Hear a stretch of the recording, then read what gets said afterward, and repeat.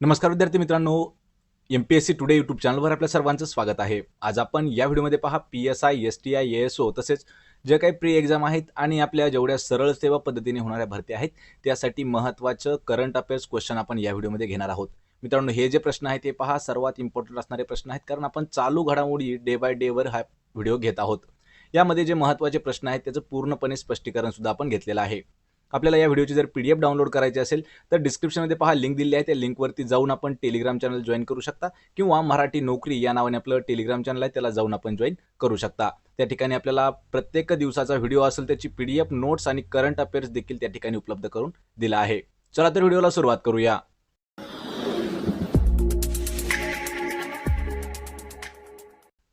तर पहा, आपला प्रश्न पहिला आहे, कोणत्या राज्याने सर्वोत्कृष्ट माउंटेन हिल व्ह्यू डेस्टिनेशनसाठी आउटलुक ट्रॅव्हलर अवॉर्ड्स 2022 मध्ये रौप्य पुरस्कार जिंकलेला आहे?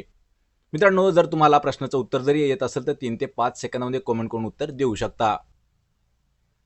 याचं उत्तर आहे पहा पर्याय क्रमांक 2 तर तामिळनाडू या राज्याने. तर मित्रांनो, पाहण्यासारखं आहे पहा, तामिळनाडू राज्यातील निलगिरी आणि कुन्नूर यांनी देशातील सर्वोत्कृष्ट माउंटेन हिल व्ह्यू डेस्टिनेशनसाठी आउटलुक ट्रॅव्हलर अवॉर्ड्स 2022चा सिल्वर ऑनर जिंकलेला आहे. पहा कोण कोण आहे, तर निलगिरी आणि कुन्नूर हे देशातील सर्वोत्कृष्ट माउंटेन म्हणून गणले गेले आहेत. पर्याय क्रमांक 2 आपलं उत्तर होईल. प्रश्न दुसरा आहे, 500 मेगावॅट दुगर जलविद्युत प्रकल्प आणि 42 मेगावॅट बग्गी जलविद्युत प्रकल्पाच्या उभारणीसाठी अलीकडे कोणत्या राज्यांमध्ये करार करण्यात आले आहेत? पहा मित्रांनो, प्रश्न महत्त्वाचा आहे हा देखील. तर 500 मेगावॅट दुगर जलविद्युत प्रकल्प आणि दुसरा आहे 42 मेगावॅट बग्गी जलविद्युत प्रकल्प यांच्या उभारणीसाठी कोणत्या राज्यांकडे करार करण्यात आलेला आहे? उत्तर असणार आहे पर्याय क्रमांक 4 हिमाचल प्रदेश. तर हिमाचल प्रदेश राज्यामध्ये 500 मेगावॅट दुगर जलविद्युत प्रकल्प आणि 42 मेगावॅट बग्गी जलविद्युत प्रकल्पाच्या बांधकामासाठी एक करार करण्यात आलेला आहे. पर्याय क्रमांक 4 उत्तर आहे हिमाचल प्रदेश. प्रश्न तिसरा आहे, रशियाची अणुऊर्जा कंपनी रोसाटॉम कोणत्या देशात 2 अणुभट्ट्या बांधण्यास सुरुवात करणार आहे? पहा मित्रांनो, यावर आपल्याला अल्टरनेट 2 प्रश्न तयार होतात. पहिला आहे, यावर प्रश्न विचारण्यात येऊ शकतो, तर रोसाटॉम ही जी आहे ही कोणत्या देशाची कंपनी आहे? लक्षात ठेवायचे, रशिया या देशाची कंपनी आहे किंवा अणुऊर्जा कंपनी आहे रोसाटॉम. कोणत्या देशात 2 अणुभट्ट्या बांधण्यास त्यांनी सुरुवात करणार आहेत? याचं उत्तर आहे पहा पर्याय क्रमांक 1 तर हंगेरी या देशामध्ये. तर पहा मित्रांनो, रशियाची अणुऊर्जा कंपनी रोसाटॉम किंवा रोटाटॉम येत्या आठवड्यामध्ये हंगेरीमध्ये 2 अणुभट्ट्या बांधण्यास सुरुवात करणार आहे. तर हंगेरीच्या परराष्ट्र मंत्र्यांनी नुकतीच ही माहिती दिलेली आहे. लक्षात ठेवायचे, कोणती आहे, तर रोसाटॉम किंवा रोटाटॉम ही जी कंपनी आहे ही हंगेरीमध्ये 2 अणुभट्ट्या उभारणार आहे. पर्याय 1 उत्तर असणार आहे. प्रश्न चौथा आहे, कोणती एअरलाईन अलीकडे CAE याच्या कृत्रिम बुद्धिमत्तेवर चालणारी प्रशिक्षण प्रणाली वापरणारी पहिली एअरलाईन बनलेली आहे? प्रश्न महत्त्वाचा आहे पहा, CAE याच्या कृत्रिम बुद्धिमत्तेवर चालणारी प्रशिक्षण प्रणाली वापरणारी पहिली एअरलाईन कोणती आहे? याचं उत्तर आहे पहा पर्याय क्रमांक 2 एअर एशिया इंडियन एअरलाईन ही जी आहे पहा, लक्षात ठेवायचे, CAEच्या कृत्रिम बुद्धिमत्तेवर चालणारी आणि प्रशिक्षण प्रणाली वापरणारी पहिली एक एअरलाईन ठरलेली आहे. पर्याय क्रमांक 2 आपलं उत्तर असणार आहे. आणि यामध्ये महत्त्वाचं आहे पहा, CAEचं मुख्यालय जे आहे हे कॅनडा या देशामध्ये येतं. प्रश्न 5वा आहे, नुकत्याच झालेल्या जनगणनेच्या आकडेवारीनुसार कोणत्या देशाने जगातील सर्वात कमी प्रजनन दराचा स्वतःचा विक्रम पुन्हा एकदा मोडलेला आहे? मित्रांनो, प्रश्न महत्त्वाचा आहे हा देखील पहा. तर जनगणनेच्या आकडेवारीनुसार कोणत्या देशाने जगातील लक्षात ठेवा सर्वात कमी प्रजनन दर याचा स्वतःचाच विक्रम मोडलेला आहे. म्हणजे त्यापूर्वी त्याच देशाचा सर्वात कमी प्रजनन दर होता, तर त्याचाही विक्रम स्वतःच त्यांनी मोडलेला आहे. तो देश कोणता आहे?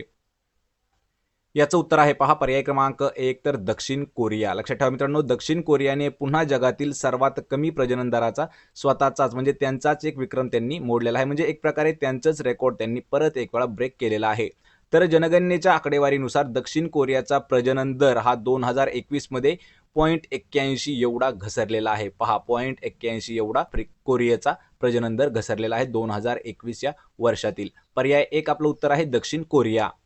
प्रश्न 6वा आहे, लॉसने डायमंड लीग 2022 जिंकणारा पहिला भारतीय खेळाडू कोण ठरला आहे? पहा मित्रांनो, प्रश्न महत्त्वाचा आहे. लॉसने डायमंड लीग 2022 जिंकणारा पहिला भारतीय खेळाडू कोण आहे?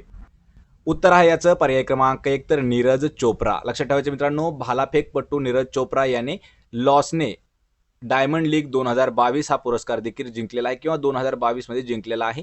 तर हा पहिला भारतीय खेळाडू असा ठरला आहे. लक्षात ठेवा, नीरज चोप्रा यांनी 89.08 मीटर, पहा 89.08 मीटर एवढ्या पहिल्याच थ्रोने लॉसने डायमंड लीग जिंकलेली आहे. म्हणजे पहिल्याच थ्रो फेकला 89.08 एवढ्या मीटरचा आणि त्यांनी ती लीग पूर्णपणे जिंकलेली आहे. असा कारनामा करणारे हे भारतातील आपल्या पहिले खेळाडू ठरलेले आहेत. पहा, नीरज चोप्रा. पर्याय 1 योग्य उत्तर होईल.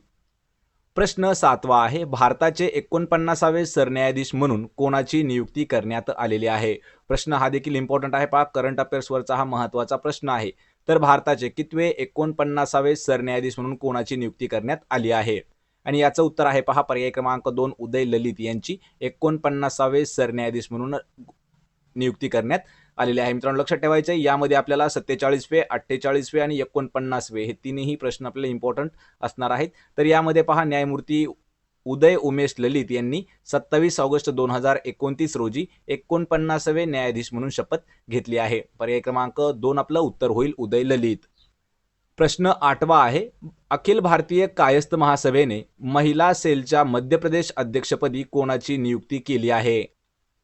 याचं उत्तर आहे पर्याय क्रमांक 1 डॉक्टर वनिता श्रीवास्तव यांची नियुक्ती करण्यात आलेली आहे. लक्षात ठेवा, डॉक्टर वनिता श्रीवास्तव यांनी Bhopal bureau of United news of India UNI म्हणजेच भारतातील प्रमुख संवाद समितीमध्ये पत्रकार म्हणून काम केलं आहे आणि दिल्लीतील विविध वृत्तमाध्यमांशी देखील ते संबंधित आहेत. लक्षात ठेवा, अखिल भारतीय कायस्थ महासभेने महिला सेलच्या मध्य प्रदेश अध्यक्षपदी वनिता श्रीवास्तव यांची निवड केलेली आहे. पर्याय 1 आपलं उत्तर होईल.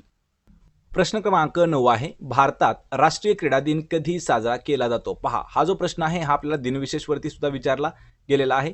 तर भारतामध्ये आपल्या राष्ट्रीय क्रीडा दिन हा कधी साजरा केला जातो? उत्तर आहे पर्याय क्रमांक 4 29 ऑगस्ट. हा जो दिवस आहे पहा, 29 ऑगस्ट आपल्या भारतामध्ये राष्ट्रीय क्रीडा दिन म्हणून साजरा केला जातो. तर पहा का केला जातो यामध्ये पहा, तर हॉकीचे जादूगर मेजर ध्यानचंद यांच्या जयंतीनिमित्त दरवर्षी पहा 29 ऑगस्ट हा जो दिवस आहे हा दिवस आपल्या भारतामध्ये राष्ट्रीय क्रीडा दिन म्हणून साजरा करण्यात येतो. मेजर ध्यानचंद सिंह यांचा जन्म जो आहे हा 29 ऑगस्ट 2005 रोजी सध्याच्या प्रयागराज म्हणजेच UP उत्तर प्रदेश या ठिकाणी झाला होता. तर हॉकीमधील त्यांच्या उत्कृष्ट कामगिरीमुळे 1927 मध्ये ध्यानचंद यांना लान्स नायक म्हणून या पदावरती नियुक्ती करण्यात त्यांची आली होती आणि 1932 मध्ये नायक आणि 1936 मध्ये सुभेदार म्हणून त्यांना प्रमोशन देण्यात आलेलं होतं.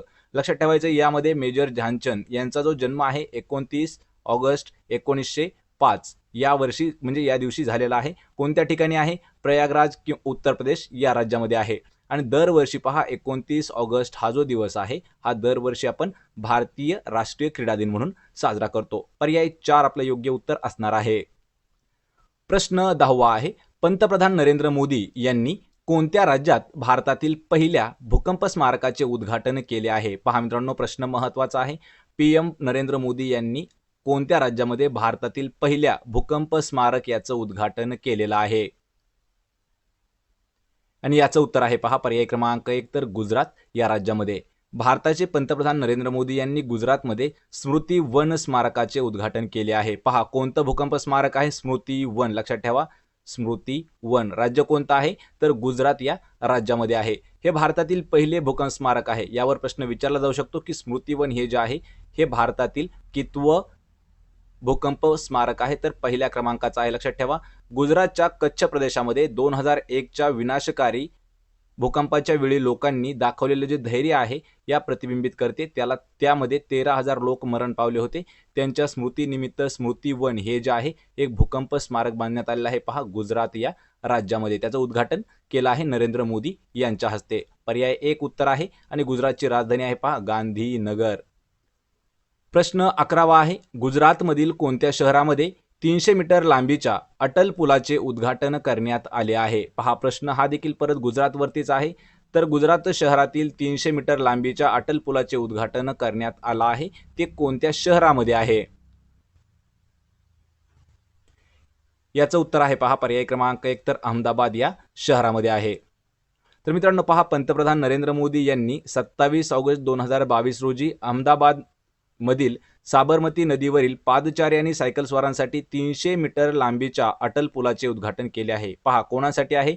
जे पायी चालतात आणि जे सायकलीवर चालवतात त्यांना 300 मीटर लांबीच्या अटल पुलाचं उद्घाटन जे आहे ते केलेलं आहे. आणि हा पूल म्हणजे भारताचे माजी पंतप्रधान अटल बिहारी वाजपेयी यांना स्थानिक लोकांकडून दिलेली आदरांजली आहे. पहा कोणाच्या स्मरणार्थ आहे? तर अटल बिहारी वाजपेयी यांच्या स्मरणार्थ किंवा त्यांना वाहिलेली जी आदरांजली आहे त्याच्या मार्फत याचं नाव ठेवलेलं आहे. साबरमती नदीच्या 2 तीरांना जोडणारा हा पूल डिझाईन आणि नाविन्यपूर्ण आहे. लक्षात ठेवायचंय कोणत्या नदीच्या? साबरमती नदीच्या 2 काठांना जोडणारा पूल आहे आणि याचं नाव आहे अटल पूल. पर्याय 1 योग्य उत्तर आहे अहमदाबाद शहरामध्ये. प्रश्न 12 आहे कोणत्या केंद्रीय मंत्र्याने सूर्यनमस्कारामागील विज्ञान या पुस्तकाचे प्रकाशन केले आहे? पहा पुस्तकाचं नाव आहे सूर्यप्रकाश नमस्कारामागील विज्ञान. हे पुस्तक कोणी प्रकाशन केलं आहे? याचं उत्तर आहे पर्याय क्रमांक 4 डॉक्टर मुंजपारा महेंद्रभाई यांनी. लक्षात ठेवा मित्रांनो डॉक्टर मुंजपारा महेंद्रभाई कालूभाई आयुष महिला आणि बाल विकास राज्यमंत्री यांनी सूर्यनमस्कारामागील विज्ञान या नावाच्या पुस्तकाचं प्रकाशन केलं आहे, जो सूर्यनमस्कारावरील पुराव्यावर आधारित संशोधनाचा संग्रह देखील आहे. सर्वात प्रसिद्ध योग आसनापैकी एक आहे. इंडिया इन्स्टिट्यूट ऑफ आयुर्वेद म्हणजेच AIIA सूर्यनमस्कारामागील विज्ञान हे आरोग्य आणि योग विभाग AIIA यांच्याद्वारे संकलित केलेलं आहे आणि याचं प्रकाशन कोणी केलेलं आहे? डॉक्टर मुंजपारा महेंद्रभाई यांनी. पर्याय 4 आपलं उत्तर होईल. प्रश्न 13 आहे किनारी स्वच्छता मोहिमेला प्रोत्साहन देण्यासाठी कोणती नवीन वेबसाईट सुरू करण्यात आलेली आहे? पहा मित्रांनो प्रश्न महत्त्वाचा आहे.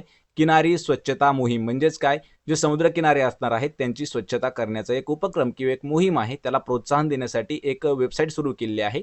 तर ती कोणत्या नावानं आहे? याचं उत्तर आहे पहा पर्याय क्रमांक 3 स्वच्छ सागर या नावाने.